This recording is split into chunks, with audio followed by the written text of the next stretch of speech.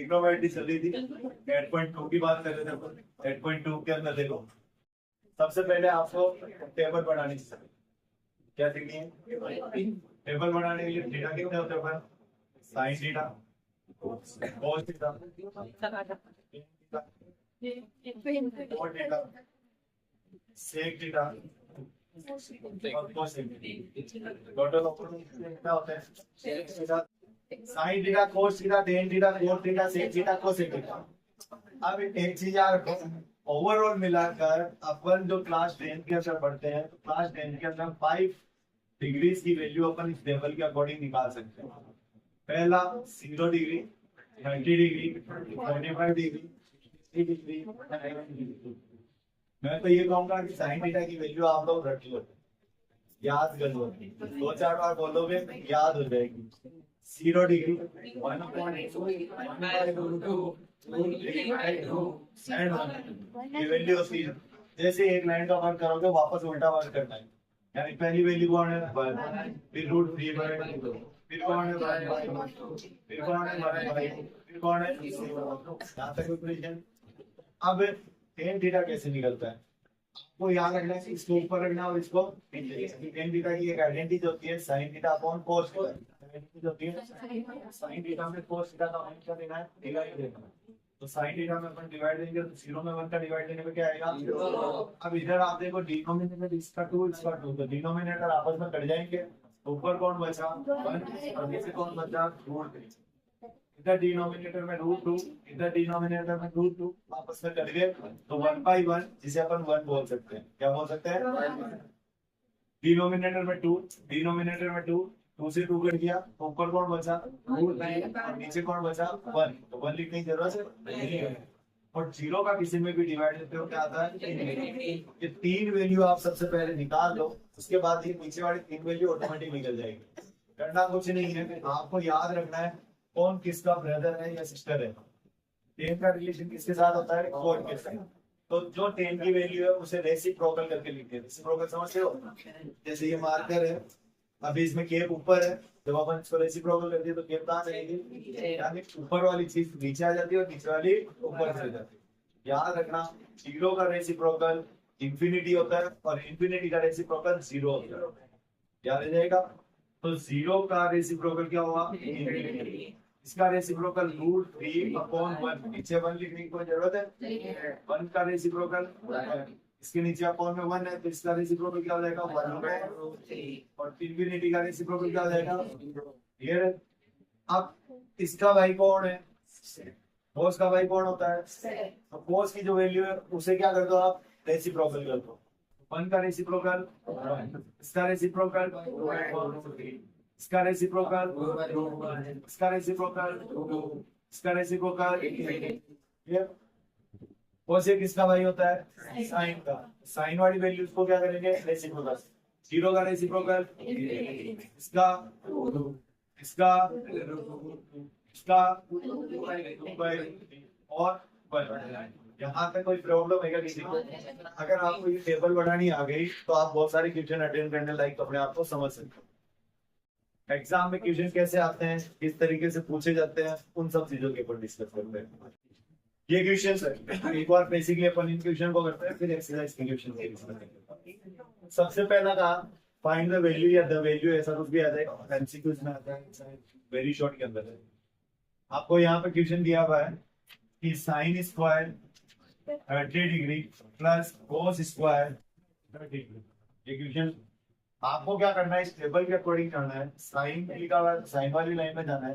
30 degree की value क्या है? यहाँ लिखनी है 1/2 और स्क्वायर लगा हुआ है तो आप क्या लगा दोगे? उसके स्क्वायर क्या लगा दोगे? प्लस की जगह क्या लिख दोगे? अब कोस के अंदर जाओगे और उसमें 30 डिग्री की वैल्यू ढूंढोगे, क्या है? √3/2 और उसका क्या लगा दोगे? स्क्वायर। यहाँ तक कोई दिक्कत किसी को?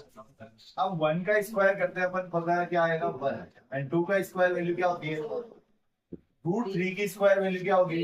3। क्योंकि रूट का कोई भी नंबर होता है उसका स्क्वायर करता है तो रूट का साइन क्या हो जाता है? घट जाता है। और अगर आप नॉर्मली देखो √3 मल्टीप्लाई √3 कितना हो गया? √9। और √9 की वैल्यू क्या होती है? शॉर्ट मेथड यही है कि रूट में अगर सेम नंबर को आपस में मल्टीप्लाई किया जाता है तो रूट का साइन क्या हो जाएगा, हट जाएगा। फिर 2 का स्क्वायर करोगे क्या मिलेगा, 4।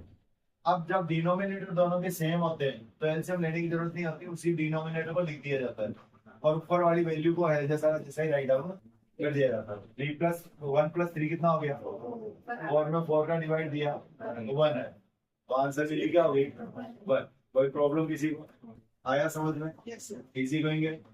अब अपन बात करते हैं नेक्स्ट। अब कौन आया, cos 45 डिग्री और sin 45 डिग्री, ये क्वेश्चन है। अब आप क्या करोगे, cos 45 की वैल्यू ढूंढोगे टेबल में जाके, कितनी है 1/√2 माइनस sin 45 की वैल्यू ढूंढोगे कितनी है 1/√2। दोनों वैल्यू क्या है, एक बार प्लस की वैल्यू है और एक बार एक माइनस की वैल्यू है, आपस में ही क्या हो जाएगी, कट हो जाएगी। और जब प्लस माइनस के अकॉर्डिंग कोई वैल्यू कट होती है तो उसका आंसर क्या आता है 0, और कोई डिवाइड के अकॉर्डिंग कैंसिल होती है तो उसका आंसर क्या आता है 1। ये तो याद आ जाएगा। अब थर्ड फोर्थ फिफ्थ ट्राई करो, तो मैंने करके ट्राई करा, अब मैं समझा देता हूं। 1 minus tan square 45, 1 plus tan square 45, तो 1 माइनस tan 45 की वैल्यू जाके टेबल में ढूंढते हो क्या मिलेगी, तो 1 का स्क्वायर 1 प्लस tan 45 वही 1 का स्क्वायर, 1 का आप चाहे स्क्वायर करो क्यूब करो कुछ भी करो 1 ही लेने वाला है, तो 1 माइनस 1 एंड 1 प्लस 1, 1 माइनस 1 हो गया 0 एंड 1 प्लस 1 क्यूब, 2 का डिवाइड इसमें देने पे क्या आया 0। ये तो तब समझ में आ गया थर्ड क्वेश्चन। अब बात करते हैं question 4। Question number 4, 2 sin square 60 degree cos 60 degree, ये कहानी अपन क्या करेंगे 2 की जगह 2 लिखेंगे, इनके बीच में कोई साइन नहीं लगा हुआ मतलब मल्टीप्लाई है, क्या है अब sin 60 की वैल्यू जाके ढूंढोगे √3/2, तो यहाँ आप लिख दोगे √3/2 और उसका स्क्वायर लगा दो, फिर मल्टीप्लाई cos 60 की वैल्यू ढूंढोगे जाकर कितनी है 1/2, क्या लिख दोगे 1/2। इस 2 से इस 2 को काट सकते हैं क्योंकि वो ऊपर था और ये नीचे था, कट गया।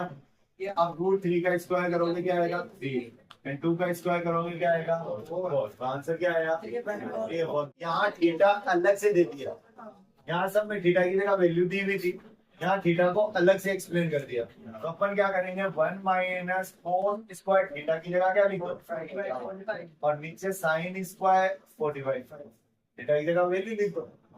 अब 1 की जगह 1 माइनस की जगह माइनस, cos 45 की वैल्यू जाके ढूंढते हैं 1/√2 का होल स्क्वायर अपॉन sin 45 की वैल्यू यही होगी होल स्क्वायर, 1 माइनस 1 का स्क्वायर 1 और √2 का 2 अपॉन में 1/2।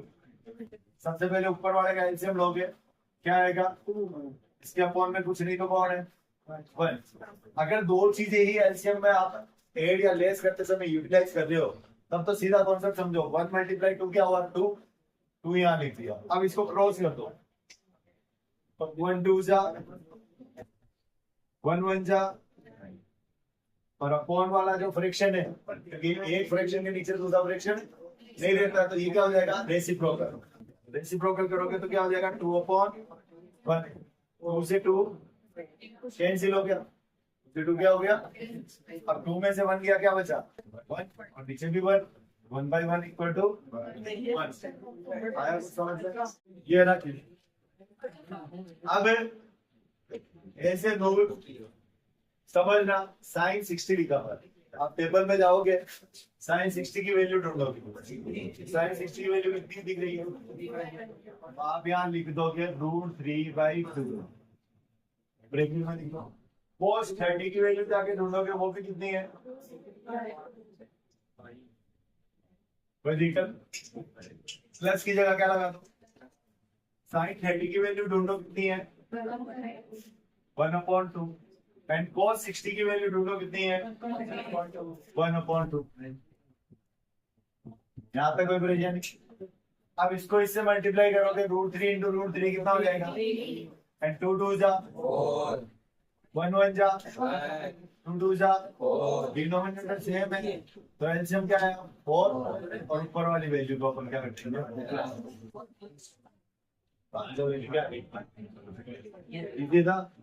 तो अब ये सेकंड वाला जो क्वेश्चन है वो आप लोग करोगे। 2 की जगह 2 की जगह 2 10 स्क्वायर 45 मतलब 10 45 की वैल्यू 1 होती है उसका स्क्वायर 430 की वैल्यू टेबल में जाके ढूंढ के कितनी आती है रूट 3/2 उसका स्क्वायर और sin 60 की वैल्यू देखते हो रूट 3/2 उसका स्क्वायर 2 का 2 1 का स्क्वायर क्या होता है 1 प्लस इसका स्क्वायर वैल्यू और इसकी स्क्वायर वैल्यू ये माइनस का प्लस का कट गया तो 2 बन जा सेकंड आ गया समझ में। ये क्वेश्चन अब अपन को वैल्यू रखनी क्या रखनी है cos 45 की वैल्यू जाके ढूंढते हैं पता चलती है 1/√2 क्या है 1/√2 तो 1/√2 ब्रैकेट में रखकर नीचे फ्रैक्शन फॉर्म लगा दी कोई प्रॉब्लम। अब sec 30 की वैल्यू होती है 2/√3 2√3 प्लस की जगह प्लस cosec 30 की वैल्यू होती है 2 तो यहाँ अपॉन में कुछ नहीं है तो क्या लगा दिया बाय डिफॉल्ट वो तो अकेला है उसको परेशान नहीं करेंगे ये दो है पहले इनको लड़ा लड़की खत्म कर इसका मामला तो 1/√2 इधर एलसीएम लोगे एलसीएम अगर लेना आता तो अच्छी बात है नहीं आता तो इसको और इसको मल्टीप्लाई कर दो √3 को 1 से मल्टीप्लाई किया क्या आया √3 अब क्रॉस मल्टीप्लाई कर लो 2 1 जा 2 को इससे मल्टीप्लाई करोगे 2√3 कोई दिक्कत यहाँ तक। अब एक फ्रैक्शन के नीचे दूसरा नहीं रहता तो ये नीचे वाला फ्रैक्शन क्या होगा रेसिप्रोकल हो जाएगा क्या हो जाएगा तो रूल के हिसाब से 1/√2 मल्टीप्लाई √3/2 प्लस 2√3 कोई दिक्कत। अब ये आपस में मल्टीप्लाई होंगे 1 को इससे मल्टीप्लाई करोगे कोई फर्क पड़ेगा क्या क्या आएगा √3 अब ये 2 इन सब से मल्टीप्लाई होगा तो याद रखना रूट वाला नंबर ओनली फॉर रूट वाले नंबर से ही मल्टीप्लाई होता है अदरवाइज नॉर्मल नंबर से अगर मल्टीप्लाई हुआ तो नॉर्मल नंबर अपनी जगह रहेगा रूट का नंबर उसके साथ अटैच में आ जाएगा। अब 2 से इसको मल्टीप्लाई करोगे तो 2√2 होगा क्या हो जाएगा अब ये रूट का नंबर है इधर भी रूट का तो रूट वाले आपस में क्या करेंगे तो मेरा भाई आज अपन तो लड़ लेते हैं तो 2 3 का कितना हो गया 6 हो गया और ये 2 बाहर अकेला ही रह गया तो क्या हो जाएगा प्लस 2√6 यहाँ तक जो दिक्कत। अब आप लोग थोड़ा सा गौर करके देखो तो बेटा यहाँ पर अपना मेन ट्रिग्नोमेट्री का कॉन्सेप्ट ये कहता है कि डिनोमिनेटर में रूट नहीं होना चाहिए प्रॉब्लम तो यही है आपके डिनोमिनेटर में क्या नहीं होना चाहिए रूट नहीं होना चाहिए तो अपन इसको क्या करेंगे रैशनलाइज करेंगे क्या करेंगे तो बाय रैशनलाइज अब √3 अपनी जगह 2√2 प्लस 2√6 मल्टीप्लाई होगा 2√2 माइनस 2√6 से साइन क्या कर देते हैं अपन चेंज कर देते हैं ये प्लस का साइन था तो ऊपर नीचे किसका साइन लगा के तो अपन ने रैशनलाइज कर दिया माइनस का साइन। अब थोड़ा सा समझना ये इन दोनों से मल्टीप्लाई होगा इससे मल्टीप्लाई होगा तो √3 इससे होगा तो क्या आएगा 2√6 क्योंकि रूट वाले से तो मल्टीप्लाई हो सकता है बाहर वाले से अब ये इससे होगा तो क्या हो जाएगा 2√18 क्या हो जाएगा इधर आइडेंटिटी यूज हो जाएगी a plus b a minus b identity होती है याद हो क्या आइडेंटिटी होती है a plus b a minus b a square minus b square तो आप a का मतलब तो ये पहला वाला नंबर उसका स्क्वायर और माइनस b का मतलब दूसरा नंबर ये उसका स्क्वायर ये काम करेंगे। अब समझो ये रूट में अगर नंबर आपको लगता है कि 2 3 4 5 ऐसे कुछ नंबर होते हैं 10 तक के नंबर होते हैं तब तो कोई प्रॉब्लम है नहीं। अगर ये 10 से बड़े होते हैं या और कुछ होते हैं तो थोड़ा सा इन पर फोकस करना होता है। जैसे ये 6 है कौन है 6 के प्राइम वेक्टर करके देखोगे तो प्राइम वेक्टर ऐसे करते हैं अपन, 2 का डिवाइड दिया, 3 का डिवाइड दिया, 3 का 1, यहाँ किसी का पेयर बना क्या, नहीं बना, तो ये 6 ही रहने वाला है, इसका कोई सॉल्यूशन है नहीं हो पा रहा। 18 के वेक्टर करके देखते हैं, 18 के प्राइम वेक्टर क्या, 2 का डिवाइड दिया 9, 3 का डिवाइड दिया 3 का डिवाइड दिया 1, तो यहाँ पेयर बन रहा है ना 3 का, तो 3 क्या होगा, उसमें से बाहर आ जाएगा, 3 कहाँ आ जाएगा, बाहर आ जाएगा, तो अब बचा कौन, अकेला 2, तो रूट में केवल 2 ही रहने वाला है, और वो 3 बाहर आकर किससे मल्टीप्लाई हो जाएगा, 2 से हो जाएगा। तो 2 रूट 6 में तो कोई छेद रहता नहीं, हुई नहीं, वो 3 बाहर आया तो 2 3 जा कितने हो गए, और अंदर कौन रह गया, रूट 2, अंदर कौन रह गया, ये वैल्यू कैसे चेंज हुई पता चल रही होगी अब तो, है ना।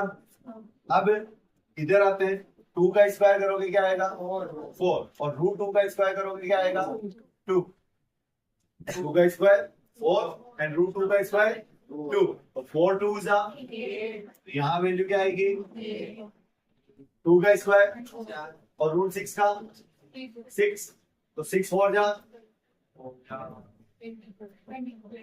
24, यहाँ पे कोई प्रॉब्लम किसी को, 2 इधर भी है, 2 का इधर डिवाइड दिया जा सकता है, यानी कॉमन लिया जा सकता है, क्या लिया जा सकता है, कॉमन ले सकते हैं, तो 2 को अपन ने क्या ले लिया ऐसे कॉमन, तो बचा कौन, रूट 6, 2 का इसमें डिवाइड दिया 3 रूट 2, नीचे क्या बचा -16, क्या बचा, 2 से 16 को कट करोगे -8 है।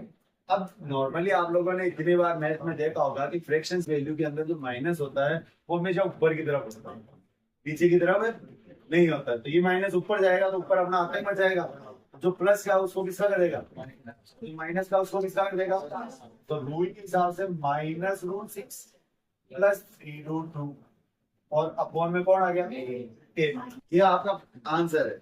लेकिन एक समझदार स्टूडेंट होने के नाते हमेशा पहली शुरुआत हमेशा पॉजिटिव नंबर से होती है, किससे होती है, पॉजिटिव, तो आप इसको कैसे लिखोगे, 3√2 -√6 डिवाइड बाई 8, यानी पहले पॉजिटिव वैल्यू फिर नेगेटिव वैल्यू, इस तरीके से लिखो।